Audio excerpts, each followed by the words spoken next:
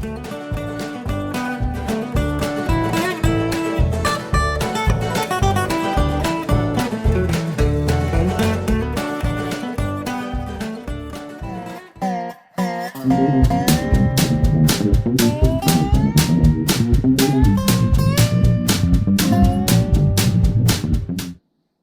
everybody, today is December 22nd, and we are going to get the PTO assembly reassembled with all new seals and new bearing.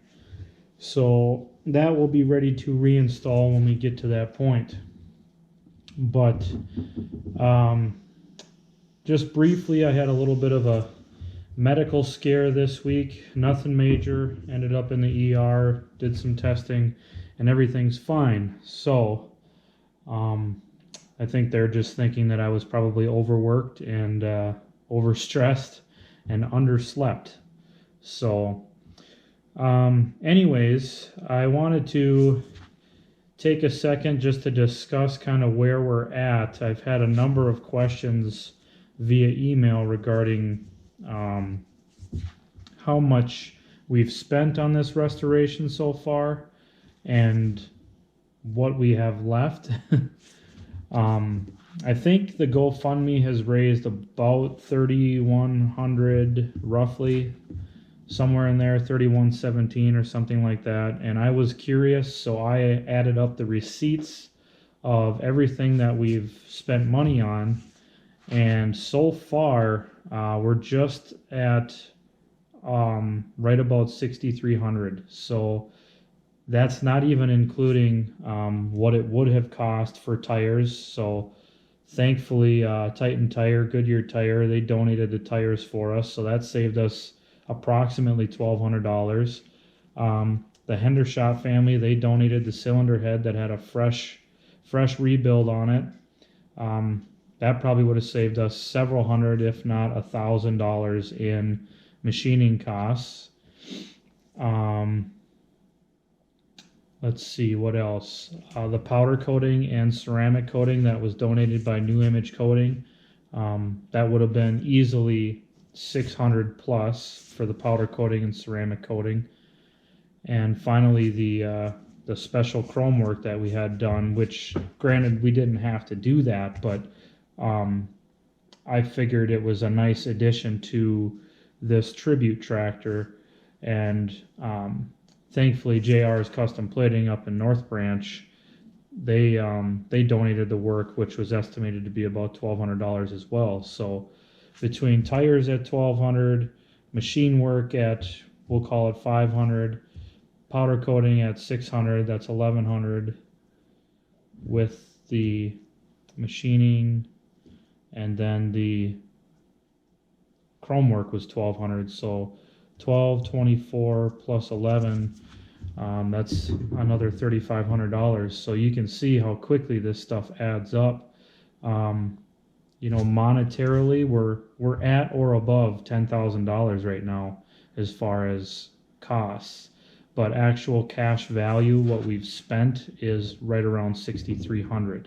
So I've been putting in, I didn't even know this, but just out of me, you know, spending, I've put in almost right about dollar for dollar what you guys have all donated to the project. So very much appreciated for that, and hopefully we can keep it going and get some more donations, because we need bearings for the rear end.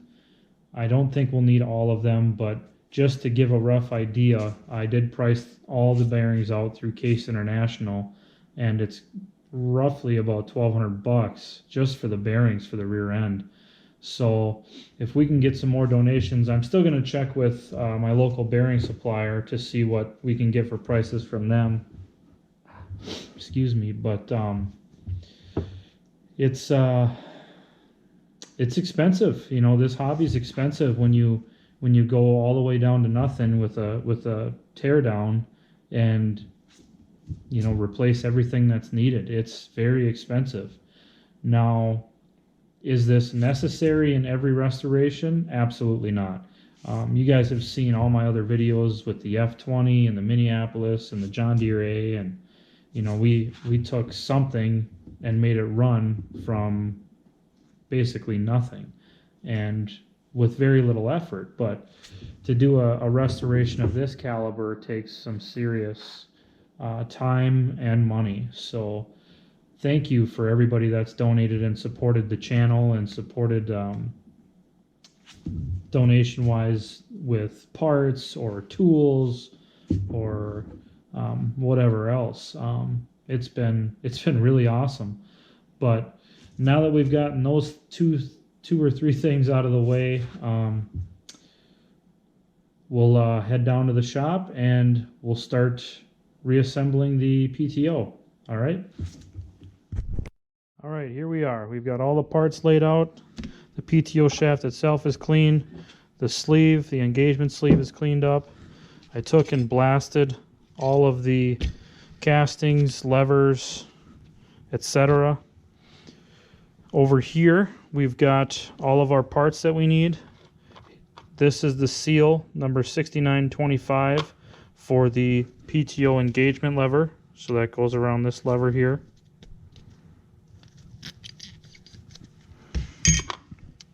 These are the actual PTO shaft seals. These are a national number 473010. I've got two of them because I plan on doubling up these seals. The bearing, which is a ST568.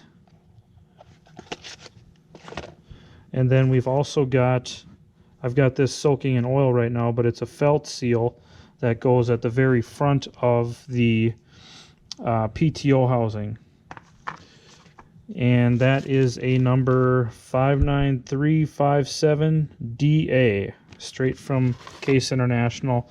I've ordered a lot of the parts that I can't get from, you know, your suppliers like Steiner or Yesterday's Tractors or eBay or Amazon. I have to go right to Case International, and when I do that, I usually order from Messick's. They give a really great, they just do a great job at sending parts out in a quick manner, and payment is always no problem. So, and they let me know if something's been discontinued, which I've ran into a few times. So anyways, let's get moving here. The first thing we have to do is insert the felt seal behind the retainer, which is this piece here. So that retainer holds the felt, and it goes felt side to the rear and retainer down into the bore. So I'll have to grab a tool here to press that down in place. I'm just going to use a hammer, and let's see if this drift is big enough. I think it'll work. Oh yeah, that should work just fine.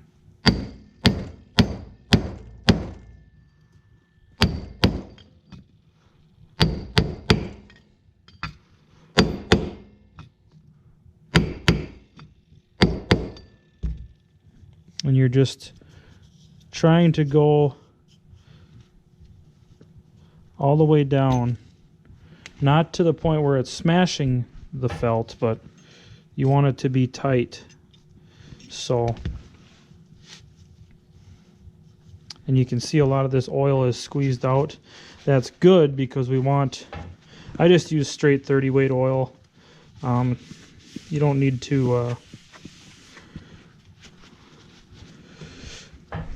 use any gear lube or anything like that, just because it's just oiling the felt so that it doesn't polish it, basically burn it and polish it. So there we go, with the felt is installed. Now we have to pack the bearing with grease because this is a greasable bearing. It's not a bearing that runs in oil like most of the other transmission bearings. So let me get my tub of grease out and we will grease this. Just put a big ball of grease in my hand and pack it the old-fashioned way like this. until grease starts to come up through all the balls here, all the rollers. So we'll do that, and I'll turn the camera back on. Okay, we've got the bearing greased and it's in place. It should just tightly fit right in. All I needed to do was take my drift here, which is just a piece of round stock, and just give it a couple light taps, and eventually it dropped into place. So we've got our felt in place, we've got our bearing in place. Next we'll do the seals. So what I'm going to do is I'm just going to start this with my hand, and then I've got a socket that fits around the rubber but inside the actual metal ring of the seal, and we'll just lightly tap that down into place. It should go without much effort.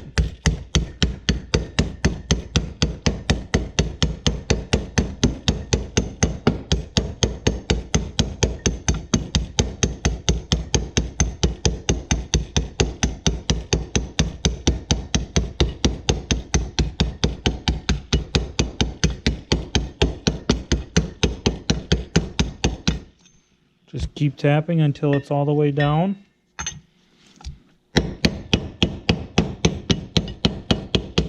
And you'll be able to hear it when it finally seats. So there's one. Here's the other. I'm going to double seal this just for added... Actually, before I do this, anytime you use double seals, the outermost seal... Let me grab my grease again here.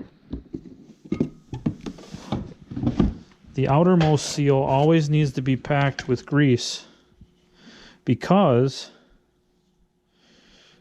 it will run dry, because it won't get the oil from inside if your interior seal is working like it's supposed to. So I always pack these with an extra layer of grease inside.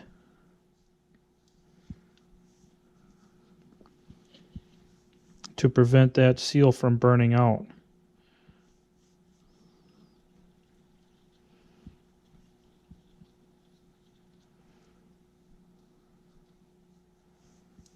Okay. And I just use extra heavy duty grease by Lucas. You can get it at most of your automotive or fleet stores, like Fleet Farm or Farm and Fleet, whatever you have near you. So we'll insert the second seal.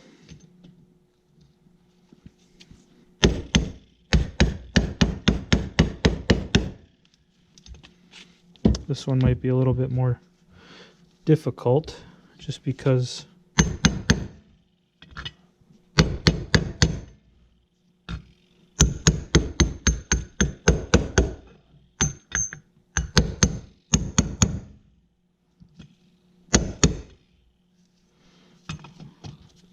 you might have to grab a different socket here. Give me one moment. Okay, second seal's in place. I'm just going to take some of the excess grease here and grease up this seal. That way it's not put together dry. All right. Now, let's install the seal for the PTO shift lever. And that should be a pretty easy install. We can probably just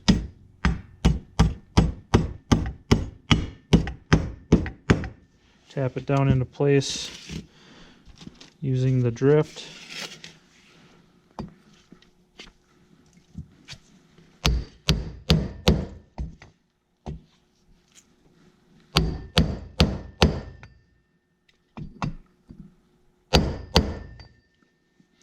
There's no need to go any further than flush.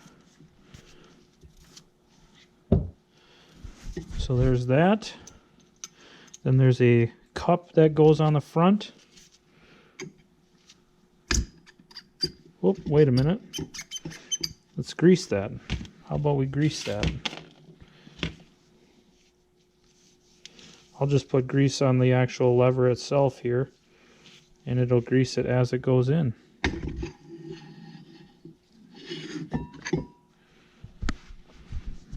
Okay, put the cup in place.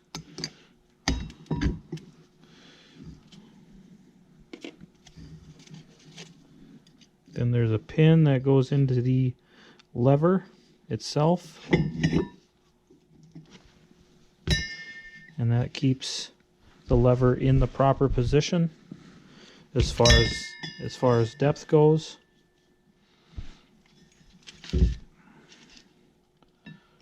Now we should be able to insert the PTO shaft.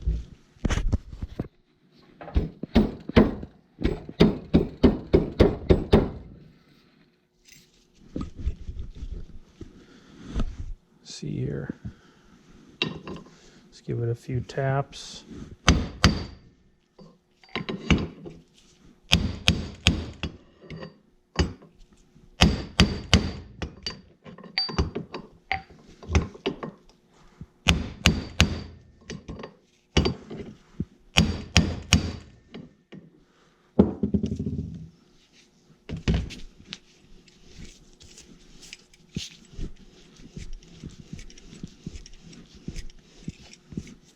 Make sure it's turning properly.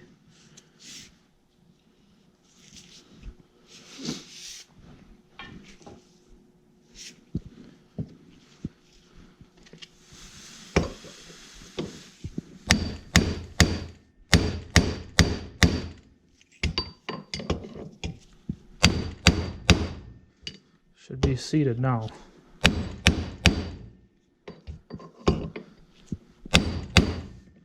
You can hear when they seat, it's like it hits a solid. Oh, that's much better than when we took it apart.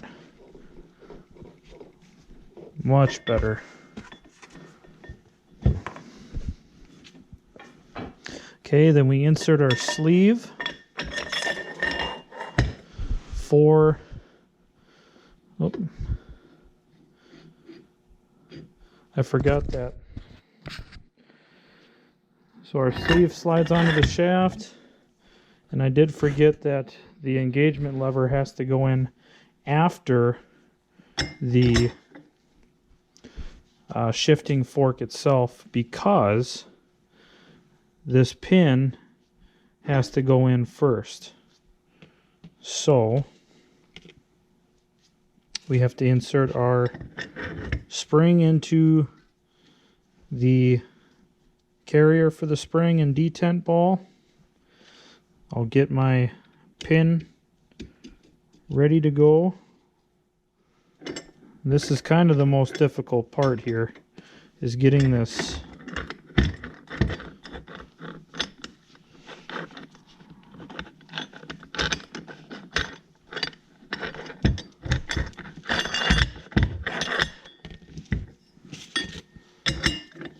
assembly right. Oh, this is right.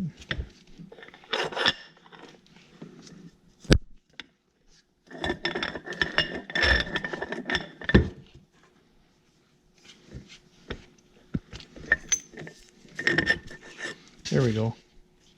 I was catching on an edge there, so.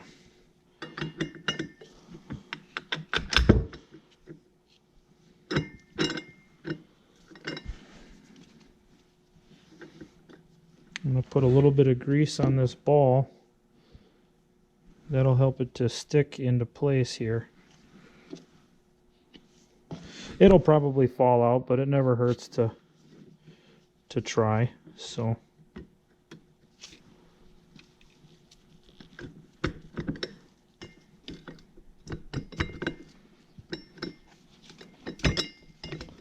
you have to kind of force the detent ball back. Whoop. And there it fell out.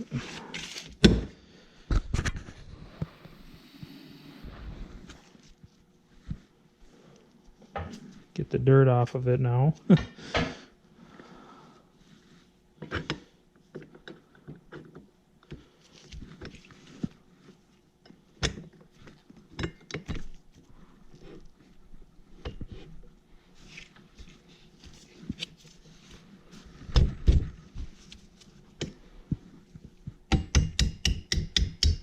There we go.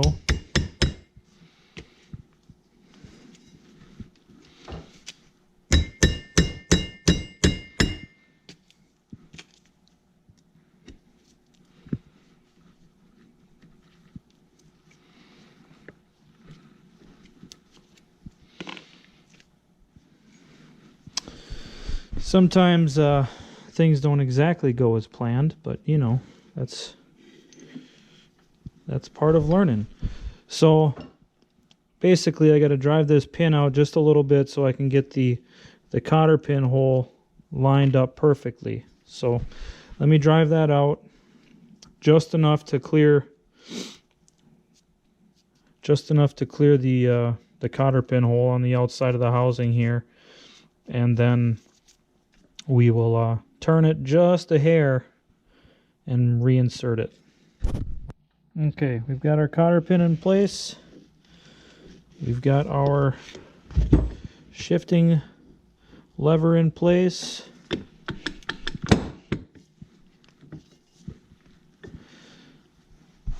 We go ahead and insert our fork and the dowel pin.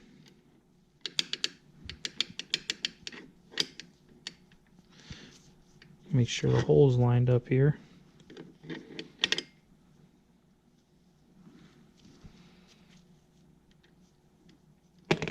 Oops.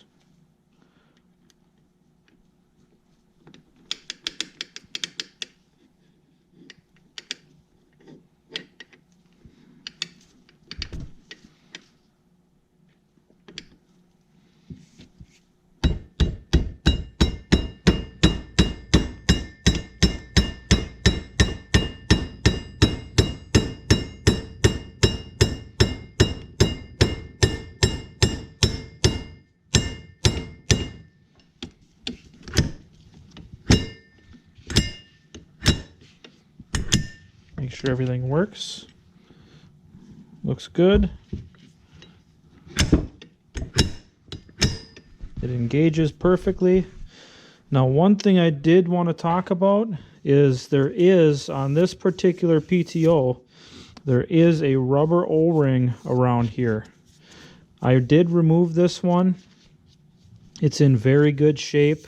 What I'm going to do, because this is a discontinued item, I could go and try and find a replacement O-ring for this, but since this one is in such good shape and it's the original, or at least it's the correct one, I'm going to take this out before I reinstall it and then just put a very light layer of RTV on this and then put it back on and slide the assembly into the rear end housing. So the only other thing we have is the thrust washer, and that goes on to the end of the shaft itself inside here.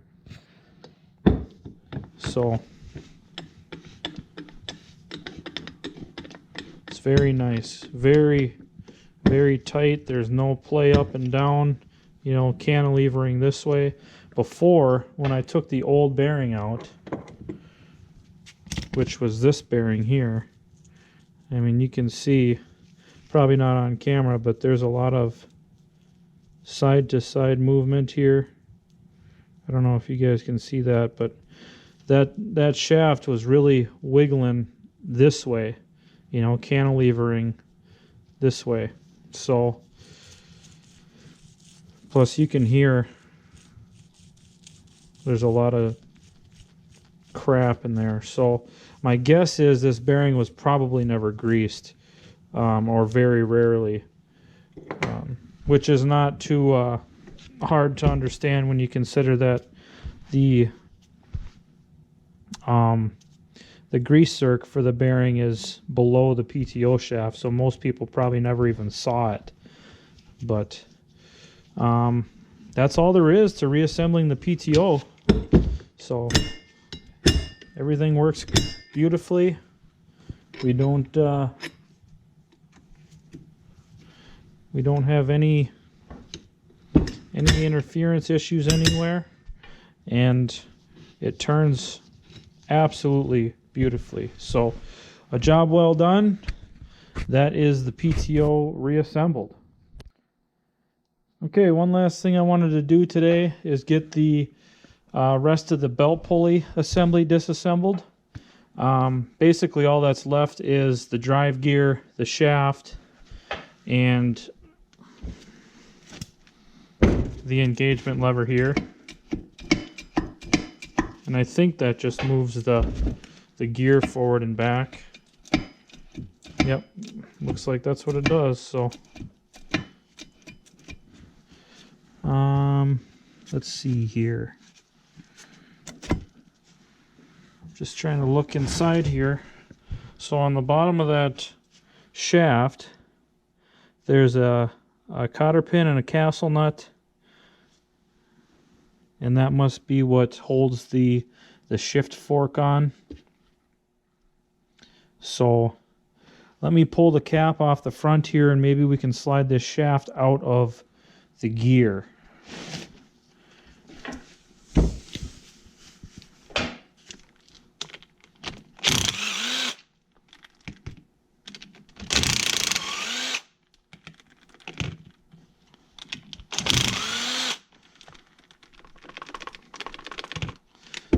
I don't know if it'll...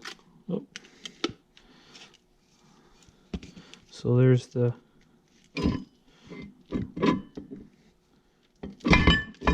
Whoop. Whoa, that's not what we wanted to do. At least it landed on my rug, so no harm, no foul, right? Alright, so it looks like we have some shims here.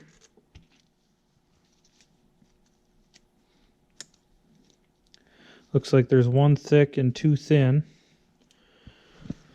There's also a gasket on the front of the plate.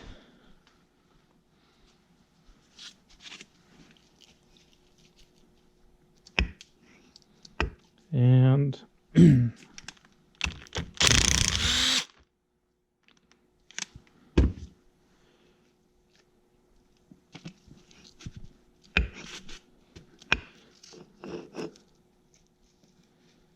I'm guessing I'll probably have to give it a couple of hits with the hammer in order to get the bearing loose. So it's a good thing we're taking this thing apart, though. It smells like absolute rotten gear lube. I mean, this stuff is like, it's like porridge. It's so thick. Like that hot cereal multi-meal stuff. But there's a gasket on the end plate. We've got 3 shims for it. And it looks like there is another detent here. So in order to do that, we would have to take this castle nut off. And this just has a brass bushing in the end that this end of the shaft rides in. Should probably pick up this gear.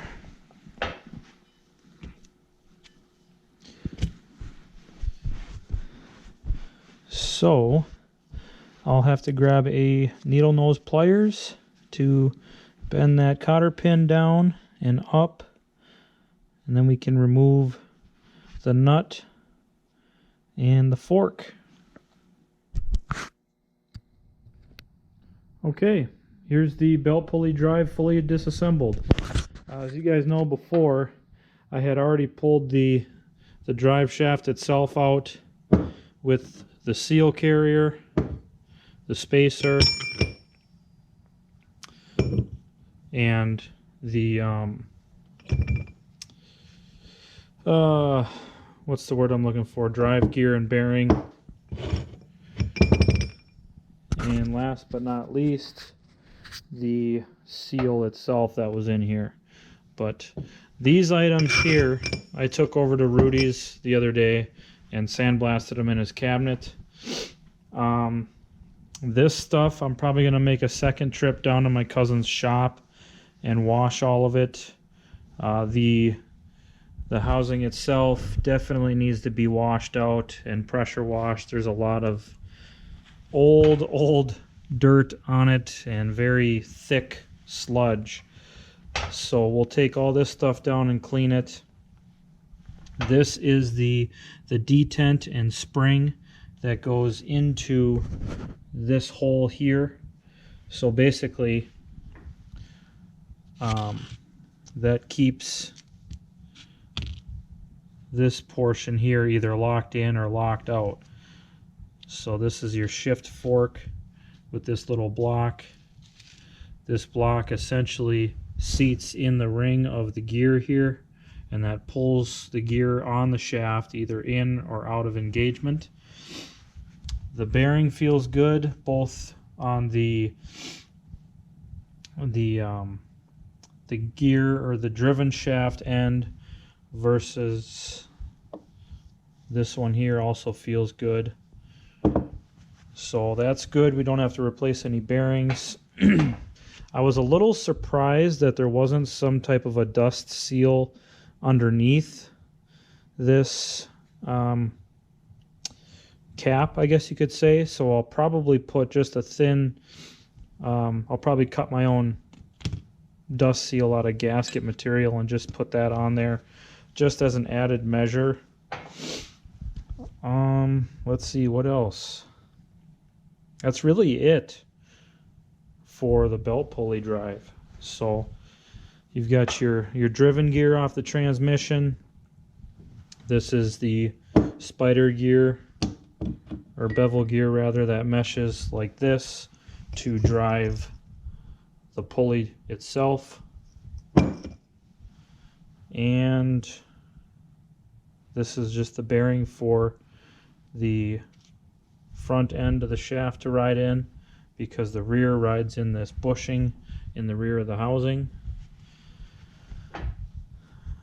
Yeah, not much to it, pretty simple. So, but that's going to do it for this video. We got the PTO assembled. I've got the belt pulley drive completely disassembled, and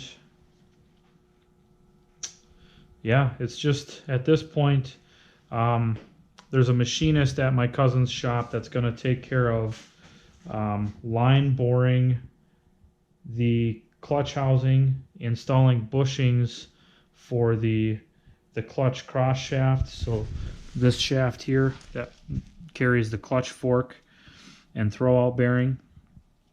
Then he's going to build the shaft up in this area.